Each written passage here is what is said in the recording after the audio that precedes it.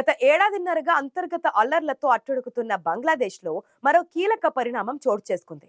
విద్యార్థుల ఉద్యమం కారణంగా గత ఏడాది ఆగస్టు 5న ప్రధాని పదవిని వదిలి భారత్కు పరారైన షేక్ హసీనాకు బంగ్లాదేశ్ అంతర్జాతీయ నేర ట్రిబ్యునల్ సోమవారం మరణశిక్ష విధించింది.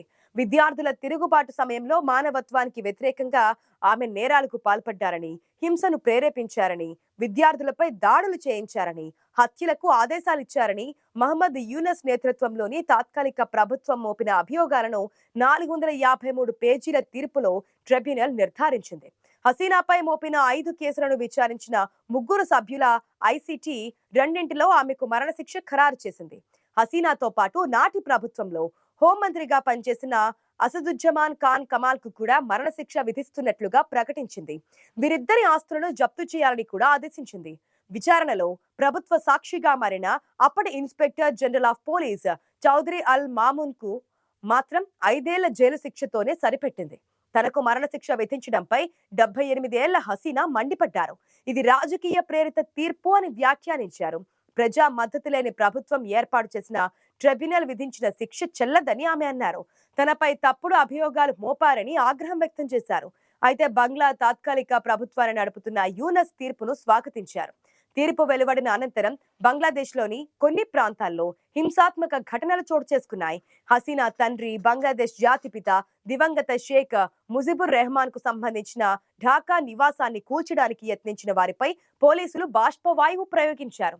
ఇదిలా ఉండగా మరణశిక్ష పడిన హసీనా అసదుజ్జమాన్ ఖాన్ కమాల్ రన్ను తక్షణమే అప్పగించాలని బంగ్లాదేశ్ తాత్కాలిక ప్రభుత్వం భారత్ ను అభ్యర్థించింది. ప్రస్తుతం భారత్, బంగ్లా మధ్య ఉన్న ద్వైపాక్షిక నేరస్తుల అప్పగింత ఒప్పందం ప్రకారం ఆ ఇద్దరిని అప్పగించాల్సిన బాధ్యత ఢిల్లీపై ఉందని తెలిపింది. భారత్ కూడా ఈ విషయంలో స్పందించింది. మాజీ ప్రధాని హసీనాకు సంబంధించి బంగ్లాదేశ్ అంతర్జాతీయ నేర ట్రిబ్యునల్ వెలువరించిన తీర్పును పరిగణలోనికి తీసుకున్నాం. ఆ దేశంలో శాంతి, ప్రజాస్వామ్యం, స్థిరత్వాన్ని కోరుకుంటున్నాం. ఆ దిశగా భాగస్వాములందరితోనూ మేం నిర్మాణాత్మక చర్చలు జరుపుతామని విదేశీ వ్యవహారాల మంత్రిత్వ శాఖ ఒక ప్రకటనలో వెల్లడించింది. హసీనాను అప్పగించాలంటూ ఢాకా చేసిన అభ్యర్థనపై మాత్రం ఎలాంటి వ్యాఖ్య చేయలేదు. ఈ నెల 14వ తేదీన తీర్పు ఇవ్వబోతున్నట్లు 2 వారాల క్రితమే ట్రిబ్యునల్ ప్రకటించింది. ఆ తర్వాత దాన్ని 17కు మార్చారు. ఆ తేదీ ఆమె పెళ్లి రోజు కావడం యాదృచ్ఛికమే అయినా పెద్దగా మరొక కారణమైతే కనిపించలేదు. తూర్పు పాకిస్తాన్ బంగ్లాదేశ్ గా ఏర్పడి 54 ఏళ్లవుతోంది. ఆ సందర్భంగా పాక్ పాలకులపై సాగిన పోరాటంలో పాలు పంచుకుని బంగ్లాదేశ్ ఆవిర్భావ అనంతరం తొలి ప్రధాని ముజిబుర్ రెహమాన్ తో సన్నిహితంగా పనిచేసిన యూనస్ ఇప్పుడు పాక్ అనుకూల శక్తులతో చేతులు కలిపారు. పాక్ నేతలకు, సైనికాధికారులకు రెడ్ కార్పెట్ పరుస్తున్నారు. అచ్చం వారిలాగే మతోన్మాదాన్ని ప్రోత్సహిస్తున్నారు. నిజానికి హసీనా, యూనస్ 2007 వరకు కలిసి పనిచేశారు. ఆ సంవత్సరం అప్పటి అధ్యక్షుడు లాజుద్దీన్ అహ్మద్ ఆత్యాయిక స్థితి ప్రకటించినప్పుడు సైన్యం తిరగబడి ఆయన్ను తొలగించింది. ఆ తర్వాత అవినీతిపై పోరాటం చేస్తామన్న సైనిక పాలకులకు యూనస్ మద్దతు పలకడంతో ఇద్దరి మధ్య చెడింది. అటు తర్వాత ఏర్పడిన హసీనా ప్రభుత్వం యూనస్ ను ఇబ్బందుల పాల్చేసింది. హసీనా ఎదుర్కొంటున్న విచారణ సాగే దశలో ఒక కేసులో శిక్ష కూడా పడి బెయిల్ పై ఉండడం వగైరాలు కూడా సాగాయి. పదవి భ్రష్టత్వం ప్రాప్తించింది గనుక హసీనా ప్రభుత్వ అణచివేత చర్యలన్నీ ఆమెకు చుట్టుకున్నాయి. ఆ ఉద్యమం విఫలమైతే ఇవాళ విద్యార్థి నాయకులు, కొందరు రాజకీయ నాయకులు దోషులుగా నిలబడాల్సి వచ్చేది. బంగ్లాలో అవామీ లీగ్ ప్రాబల్యం తగ్గినట్లు లేదు. తీర్పు వెలువడడానికి ముందే అక్కడక్కడ హింస కూడా చోటు చేసుకుంది. సోమవారం ఢాకా పూర్తిగా స్తంభించింది. హసీనాపై వచ్చిన ఆరోపణల విషయంలో విచారణ జరగాల్సిందే, కానీ ఆ పని ప్రజలెన్నుకున్న ప్రభుత్వం ద్వారా జరగాలి. దేశంలో ప్రజాస్వామిక వాతావరణం ఏర్పడాలి.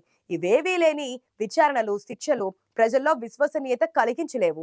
మాజీ ప్రధానమంత్రి షేక్ హసీనాపై అంతర్జాతీయ నేరాల ట్రిబ్యునల్ తీర్పు వెలువడనున్న నేపథ్యంలో ఆదివారం అర్ధరాత్రి ఉద్రిక్తత చోటు చేసుకుంది. రాజధాని ఢాకా సహా పలు చోట్ల హింసాత్మక ఘటనలు జరిగాయి. ఈ నేపథ్యంలోనే బంగ్లాదేశ్ అంతటా భద్రతను కట్టుదిట్టం చేశారు. యూనస్ ప్రభుత్వానికి వ్యతిరేకంగా భారీ నిరసనలు జరిగాయి. నిరసనకారులు రోడ్ల మీదకు రావడంతో కనిపిస్తే కాల్చివేతకు ఆదేశాలు జారీ అయ్యాయి.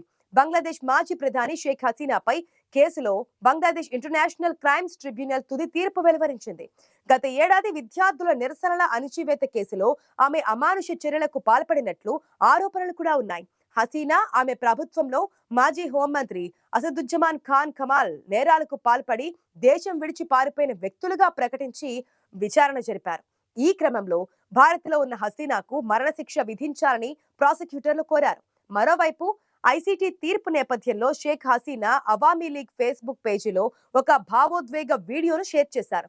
ఈ సందర్భంగా ఆమె, ఈ దాడులు, కేసులు కొత్తవి కావు. నాకు శిక్ష వేసినా భయపడొద్దు. వారు నన్ను విచారిస్తే చేసుకోండి. నాకు పర్వాలేదు. ఇది దేవుడిచ్చిన జీవితం. ఏదో ఒక రోజు మరణించాల్సిందే. కానీ నేను ప్రజల కోసం పనిచేస్తున్నా. అలాగే చేస్తూనే ఉంటా. పథకం ప్రకారం నన్ను అధికారంలో నుంచి తొలగించినట్లు యూనస్ స్వయంగా చెప్పారు. ఆయనకు అధికార దాహం ఎక్కువ.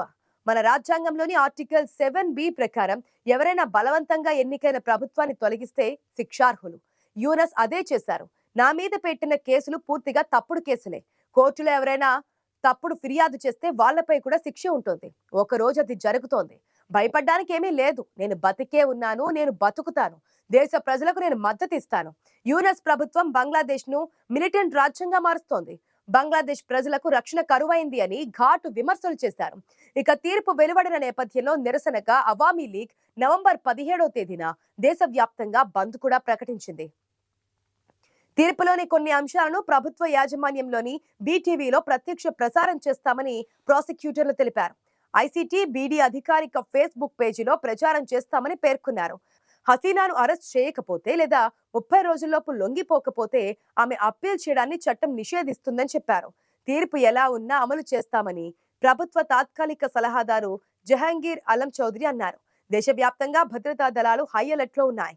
షేక్ హసీనా ప్రభుత్వం పతనమై యూనస్ నేతృత్వంలోని తాత్కాలిక ప్రభుత్వం అధికారంలోకి వచ్చినా కూడా నిరసనలు, అశాంతి కొనసాగుతున్నాయి.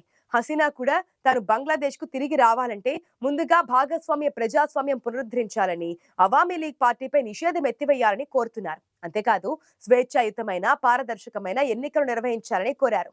యూనస్ ప్రభుత్వం మితవాదుల మద్దతుపై ఆధారపడుతుందని ఆరోపించారు. బంగ్లా ప్రభుత్వం తన మూర్ఖపు ఆత్మహత్య చర్యలతో భారత్తో ముఖ్యమైన సంబంధాలను ప్రమాదంలో పడేస్తుందని ఆరోపించారు. బంగ్లాదేశ్ లో జరుగుతున్న నిరసనలు, యూనస్ ప్రభుత్వానికి వ్యతిరేకంగా ఉన్న ఈ తిరుగుబాటు కేవలం రాజీనామా కోసం జరిగిన గత ఉద్యమానికి కొనసాగింపు మాత్రమే కాదు, అనేక ఘర్షణల మధ్య జరుగుతున్న పోరాటం. హసీనాను గద్దె దించిన తర్వాత కూడా తాత్కాలిక ప్రభుత్వంలో పారదర్శకత, జవాబుదారీతనం లేకపోవడంతో దేశం పూర్తిగా విచ్ఛిన్నమైన రాజకీయ వ్యవస్థను ఎదుర్కొంటోంది.